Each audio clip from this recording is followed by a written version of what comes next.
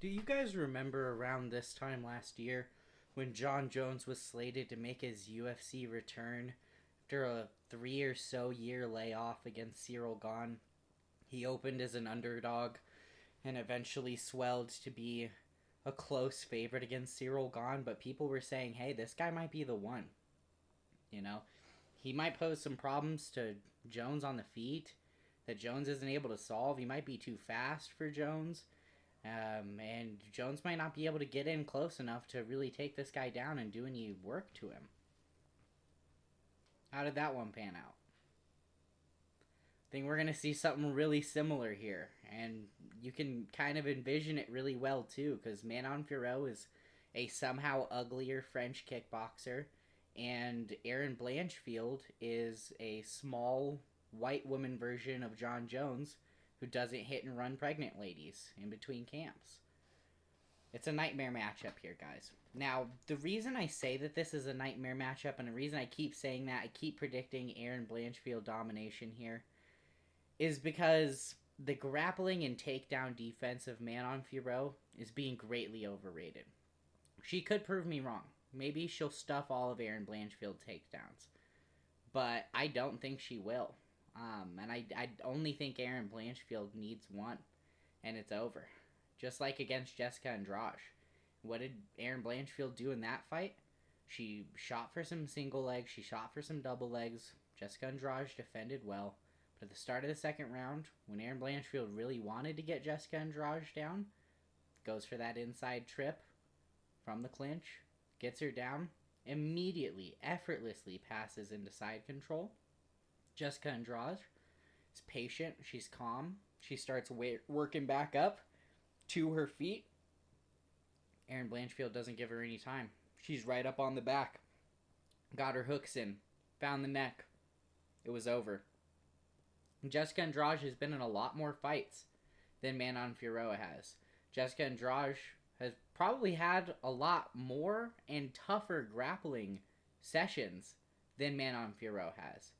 And I think we're going to see, the reason I want to talk about Cyril Gahn is because we see Cyril Gahn beat up on all these fat heavyweights, defend their takedowns, and we're like, wow, this guy's a monster.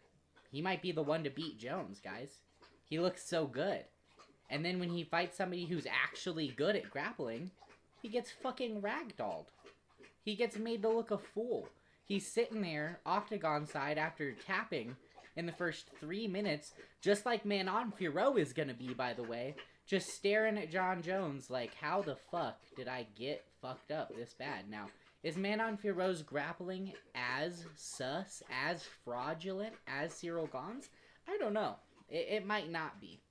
And I don't think that Erin Blanchfield's wrestling is the caliber of John Jones, but I think pound for pound, when we're looking at the women's flyweight division, she has more than what it takes and more grappling than anybody that Manon Fiorot has fought to this point in her career. She's more dangerous jiu-jitsu threat when the fight hits the ground. She's more dangerous ground and pound threat. If you look at that Molly McCann fight, in the first 2 minutes alone, Erin Blanchfield had already knocked up 60 strikes to the head in crucifix.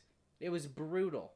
Just punches and elbows, and she wasn't focusing on the elbows as much as I would have liked. She probably would have gotten Molly McCann cut up by that point.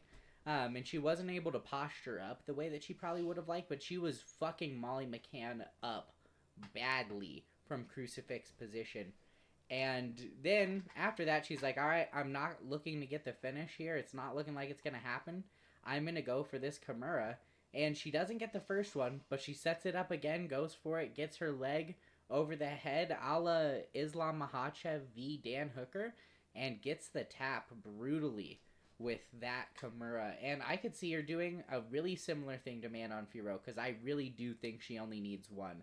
If I was to give you an in-depth prediction right now for how this fight is going to go, especially with Manon Fiorot looking like this, and by the way, before we get into that in-depth prediction actually, let's talk about the only other person. I've seen some people, I saw in Lucas Tracy's video, him saying that Rose Namajunas is arguably a better grappler than Erin Blanchfield. That is ludicrous. Ludicrous. That's absurd on the face of it. I don't even have to say anything about it to break it down as for why that's just a terrible, stupid thing to say. I could see him trying to convince himself that that was an intelligent thing to say while he was saying it, too. It was ridiculous to come out of his mouth. But furthermore, one, the only person that Rose Namajunas has put a grappling clinic on was, let me think, Paige Van Zandt. Alrighty, we got that out of the way. Now, furthermore, when you look at that fight, we saw not a 125-pound Rose Namajunas. We saw a fat 115-pound Rose Namajunas. We saw a Rose Namajunas at 115 who didn't have to cut weight, is basically what we saw. She looked like that, she fought slow like that, and she had an injury to her pinky, which can definitely hinder your ability to not only strike, which, by the way, she was still competitive in the striking with Manon Fiorot with a broken pinky somehow, but also your ability to clasp your hands to finish a takedown. So that would also explain why she went 0 for 6. But furthermore, Manon Fiorot's a fucking weight bully, dude. Look at the fucking picture, dude. She is fucked. She's so drained. Look at Erin Blanchfield by comparison. She looks fine. She's smiling. She's beaming on the scale. She's excited to go drink some water and eat, I'm sure. But Manon Fiorot is like counting the fucking milliseconds while they take the scale over, like ready to have a fucking heart attack because she's so dehydrated. It's bad. It's really, really bad. That's a big part of why she was able to stuff those takedowns too. And I could see her stuffing some early takedowns from Erin Blanchfield too. And I could still see my prediction of Erin Blanchfield having trouble with Manon Fiorot striking proving true as well. With Manon Fiorot being able to keep her on the outside with some side kicks to the body and to the leg, maybe land some leg kicks, but I also see her getting countered on those too, because I think Erin Blanchfield's gonna find the timing with some 1-2s over the top of those leg kicks as well. And then I see Erin Blanchfield maybe trying to shoot, go for like a body lock or a double leg or something like that, push Manon against the cage, not be able to finish it, but get a clinch exchange off it, maybe land some strikes before they break. And kind of repeat a similar sequence to that, with Manon Fiorot largely getting the better of the striking, but Erin landing some good shots throughout. Think Manon will be able to dart in and land on Erin's chin pretty cleanly a couple of times as well, but I see Manon getting clipped on the way out when she does that too. And then probably towards the 3 or 4 minute mark of round 1, I see Erin Blanchfield getting Manon backed up with your boxing or by getting into the clinch and going in for a trip or a single leg and getting Manon down and having her way with her on the ground for whatever length of time is left. I see her landing brutal ground and pound on Manon Fiorot. I see her advancing position and ultimately getting a tap. What kind of submission do I see her getting? I could see Manon having enough grappling to scramble up enough that maybe Erin has to go for a guillotine or a darce or something like that, but she's got the submissions in her bag that once she's got Manon down, it's fucking over. And if Manon didn't look this depleted, I would be saying round 2 or 3, this bitch looks fucked up. She's gonna be looking for a way out in this fight, dude. You can call it right fucking now. And then I also have some bets for you guys. This is the parlay I threw down today. I threw it down a couple of days ago. I'm going to give you an abbreviated version of it because I have a 5-pick parlay here. I'm going to give you 3 picks that I'm the most confident in. And then I'm going to toss 2 more in there that you can throw in there if you want to make it a big money play. So Jacob Malkoun is, I think, the second fight on this card fighting Andre Petrovsky. And is he the better fighter overall than Andre Petrovsky? Maybe not. Do I think he's better on the feet? Yes. Is he going to win this fight on the feet? I don't think so, though. And this is a matchup where you have 2 grapplers, and I think Petrovsky might be the better grappler. But Jacob Malkoun got that dog in him. And he's going to run that single leg. It's all he ever really does in the grappling, and I see him having success with it. And I see him putting Petrovsky in some bad positions on the ground where he's going to be able to have success. So I would say I'm going to take Malkoun here right now. DraftKings has him at minus 238. I'm going to parlay that with Ibo Aslan. He's fighting Anton Turkalj. And this guy is now winless in the UFC through 3 fights going into this fight. Last contest, he got brutally KO'd by Tyson Pedro. And this is actually a rematch for Ibo Aslan's UFC debut here. And Ibo Aslan lost that first fight, but he was tagging up Anton Turkalj for the entire duration of the fight. And Anton Turkalj did manage to eventually get the fight down to the ground after several failed takedown attempts and lock in a rear naked choke. But with his confidence as low as it is right now, and also, dude, he looked depressed at the ceremonial weigh-ins. Homie just looked sad. I think he knows he's going to go out there and lose to one of the few guys that he still can say that he has a win over at this point. And then he's going to get cut from the UFC. And it's tragic to see for the pleasure man. But I like the line on Ibo Aslan at minus 125. Could I get proven wrong on either of these picks, on any of these picks? Yes, MMA is an unpredictable ass sport. Sean Strickland beat Israel Adesanya. I predicted Alexa Grasso beating Shevchenko, though, so that doesn't count as an unpredictable thing. But it's an unpredictable sport. Anything can happen, but I think Ibo Aslan's going to get it done. I see him getting it done by finish, too. So if you can get a good line on him knocking out Anton Chinny Turkalj, I would take it. And then you already know who's rounding out the confident pick parlay today. It's Erin Blanchfield. Hammer Erin Blanchfield. She's getting it done. She's moving on. And she's going to fight for 125 gold. But let's see what the picks that I have to add in do to the parlay.